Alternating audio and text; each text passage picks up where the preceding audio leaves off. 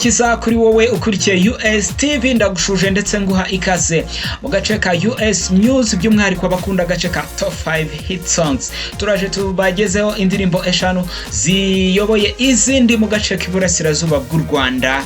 Niko gace turimo ncuje abari mu gace n'ubundi turimo k'iburasirazuba bw'u Rwanda, abari Kayonza, Bugesera, Ngoma, aho ngaho mu Mutara, Nyagatare, abantu muri Kirehe ndabashuje mwese na Rwamagana, abari mu mujyi wa Kigali, mu ntara zitandukanye zindi ubwo ni amajyepfo, amajyaruguru n'iburengerazuba, mu bihugu by'abaturanyi Kenya, Burundi, Uganda, mumeze mute, Tanzania, Congo, mwese ndabashuje ndetse mbaha ikaze muri Top 5 Hit Songs ndetse n'abadiaspora aho muri hose mwumve ko mbashuje kandi mbakunda cyane.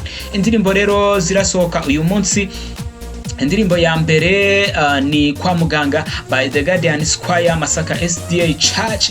Uze kujyaho kuri YouTube channel yabo uyirebe ndetse wumve ubutumwa bashatse kukugezaho. Penuel Choir ifite indirimbo bita Salemu nayo irasohoka mu kanya, ndetse na Nje Nduwa Yesu, iyo ni korali yitwa Covadis, ni hariya Igitarama. Amahit kabisa, n'indirimbo zimeze neza nagushishikariza nawe kuza kuzumva. Hanyuma rero uyu munsi ni tariki ya mbere y'ukwezi kwa 11 2024, umwaka uri kugana kwiherezo. Nanjye rero reka nkubwire ko indirimbo cyafite ni Umwami Nebukadinezari, ni indirimbo ya 13 niyongezeho, ni album y'indirimbo 100 nise number 1. Rero jya kuri YouTube channel yanjye uyumve, ni Iradukunda Elsha.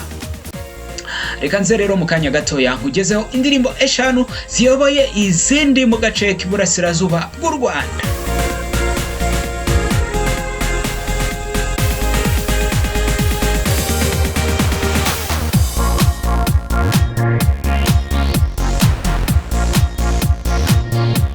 Reka twihute duhere ku mwanya wa 5, hariho indirimbo yitwa Ubuzima, ni Glorious Family Choir.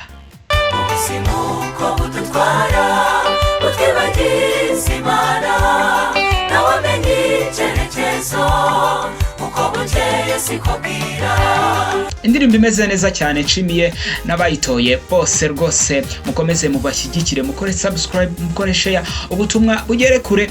Ku mwanya wa 4 hariho Emeza Umutima, Inshuti z'Ijuru Choir. Ijambo ry'Imana bose twararyumvise, twumvise ko dusabwa kwitwararika. Indirimbo imeze neza cyane, mukomerezaho, congratulations. Ku mwanya wa 3 hariho Hosiana by Abanyamugisha Choir. Hosiana, Hosiana, Hosiana, Yesu ni Mesiya. Mukomerezaho cyane Abanyamugisha. Twagiye ku mwanya wa 2 hariho indirimbo yitwa Inshuti by East Right Family Choir.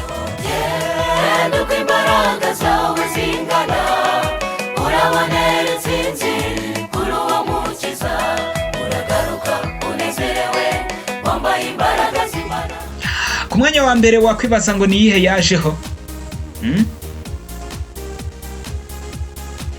Nivuze Impanda Family Choir ku ndirimbo yabo yitwa Wasezeranye. Congratulations.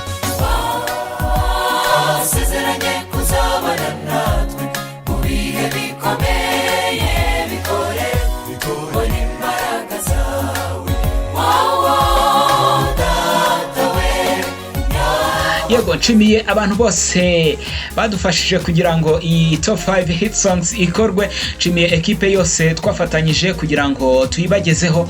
Hanyuma nge nibisanzwe mwari kumwe nanjye Elsha Iradukunda. Ibiganiro byo birakomeza nk'ibisanzwe, nkwibutsa ko mu minsi mikeya muratangira kubona abatumirwa kuri iyi channel kabisa, muryoherwe.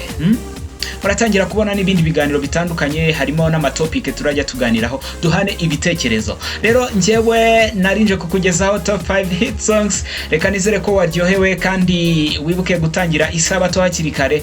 Reka iyi weekend ibabere iy'umugisha, mukomeze kugira ibihe byiza.